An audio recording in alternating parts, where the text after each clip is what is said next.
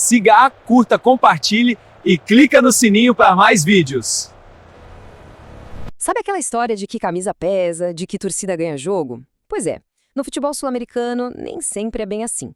Tem muito clube gigante com milhões de apaixonados, mas que na hora do vamos ver internacional, a prateleira de troféus está meio vazia. Então, bora separar o que é mito do que é realidade. Aí fica a pergunta, né? O que define a grandeza de um clube?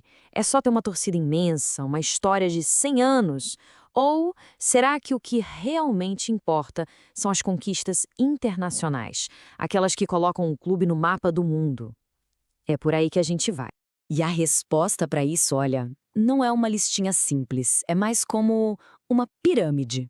Uma pirâmide de poder, onde cada degrau foi conquistado na base da raça, do suor e da glória. E nós vamos escalar essa pirâmide juntos para descobrir quem de fato manda no continente.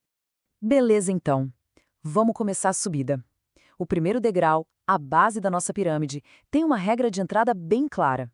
É preciso ter no mínimo 3 títulos internacionais oficiais. E não vale qualquer um, não. A gente está falando de Libertadores, Sul-Americana, Recopa, Mundial, só a nata, as verdadeiras joias da coroa. E logo de cara, na base, a gente encontra um caso bem interessante. Um clube que carrega nas costas, sozinho, a glória continental de uma nação inteira.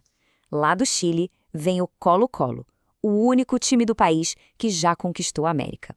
E o mais impressionante da história do Colo-Colo é a velocidade com que tudo aconteceu. Pensa só, em 1991 eles levam a Libertadores. Já no ano seguinte, em 92, uma dobradinha com a Recopa e a Interamericana. Em apenas 2 anos, eles cravaram seu nome na história de um jeito que nenhum outro clube chileno conseguiu nem chegar perto até hoje. Subindo um pouco mais, aqui a gente encontra títulos que foram mais do que troféus. Foram verdadeiros terremotos. Sabe? Aquelas conquistas que quebram uma zica de décadas. Ou outras que simplesmente chutam a porta e anunciam: chegou a gente nova no pedaço. Tente imaginar a agonia de ser torcedor do São Lourenço. Um dos 5 grandes da Argentina, mas que vivia com aquela sombra, aquela piadinha de nunca ter ganhado uma Libertadores. Era uma humilhação. Até que, em 2014, o grito finalmente saiu. Aquilo não foi só uma taça, foi um exorcismo. Uma libertação que reescreveu a história do clube. E em total contraste com essa longa espera do São Lourenço, a gente tem um fenômeno que bagunçou o mapa do poder. O Independiente del Valle, lá do Equador. Os caras não surgiram do nada, não. É fruto de um projeto muito sólido que chocou o continente e provou que a glória não é exclusividade de Brasil e Argentina.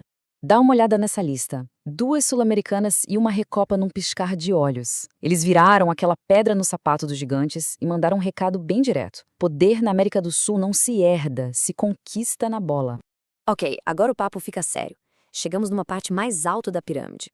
Aqui moram os clubes que não apenas venceram, mas que dominaram completamente suas eras, travando batalhas lendárias pela supremacia do continente. Um exemplo perfeito disso, o Estudiantes de La Plata. No final dos anos 60, aquilo não era um time, era um rolo compressor. Ganharam 3 Libertadores em sequência. E como se não bastasse, foram até a Inglaterra e venceram o Manchester United para serem campeões do mundo. No auge, não tinha discussão. Eles eram o melhor time do planeta. E aí o jogo de poder vira. E o Brasil entra com os 2 pés na porta. O Palmeiras é um baita exemplo. A glória internacional deles vem lá de trás, com a Copa Rio de 51, que para muitos foi o primeiro Mundial de clubes. Mas o ponto é que, com as Libertadores recentes, eles provaram que não vivem só de passado, eles dominam o presente.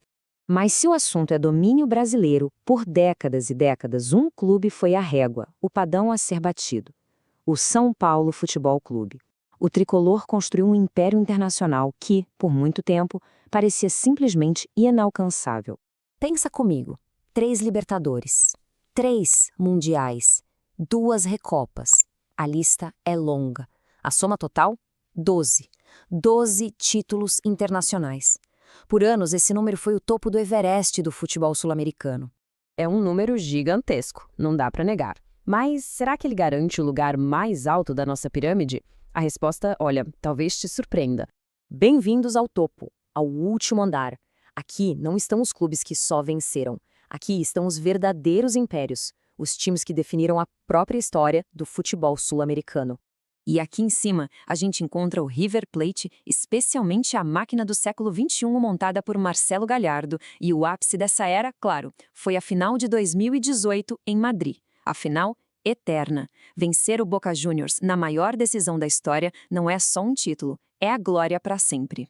Só que, se o River dominou a era recente, o seu maior rival é o fantasma que assombra o continente há décadas, o Boca Juniors, o verdadeiro bicho-papão.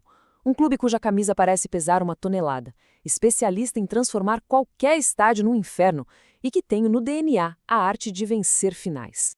E é aqui que a gente chega num grande paradoxo. O clube com mais títulos internacionais na história da América do Sul é um que, hoje, quase desapareceu dos holofotes da alta competição. Um gigante que parece ter adormecido. Então, quem está no cume da pirâmide? O número final é 18. 18 títulos internacionais. E o dono desse recorde absurdo, o verdadeiro rei da América, é o Independiente de Avellaneda. E dentro desses 18 títulos, tem um número que é a joia da coroa. 7. 7 Copas Libertadores. Nenhum outro clube sequer chegou perto. É um recorde que parece ter sido esculpido em pedra, resistindo a todas as novas potências que surgiram. E aqui está o grande paradoxo do nosso futebol. O rei de Copas parece ter abdicado do trono. A glória histórica é intocável, mas a realidade atual é a de um gigante que assiste de longe a batalha pelos títulos mais importantes. O rei está adormecido. Mas isso só mostra que a pirâmide não é estática. A história está sempre em movimento. E uma batalha intensa pelo trono está acontecendo neste exato momento. E no futebol, assim como na natureza, não existe espaço vazio. O sono do Independente abriu as portas para uma nova geração de conquistadores, especialmente os brasileiros, Flamengo, Palmeiras e o próprio River Plate. Eles não estão só ganhando títulos, estão escalando a pirâmide com uma velocidade assustadora. A pergunta já não é se, mas quando o recorde histórico será quebrado. Então, a pergunta que fica no ar é: quem será o próximo rei? O gigante adormecido vai despertar a tempo de defender sua coroa? Ou estamos testemunhando, em tempo real, a coroação de uma nova dinastia? No palco imprevisível do futebol sul-americano, o trono está vago, e a batalha pela sucessão está mais acirrada do que nunca. Siga, curta, compartilhe e clica no sininho para mais vídeos.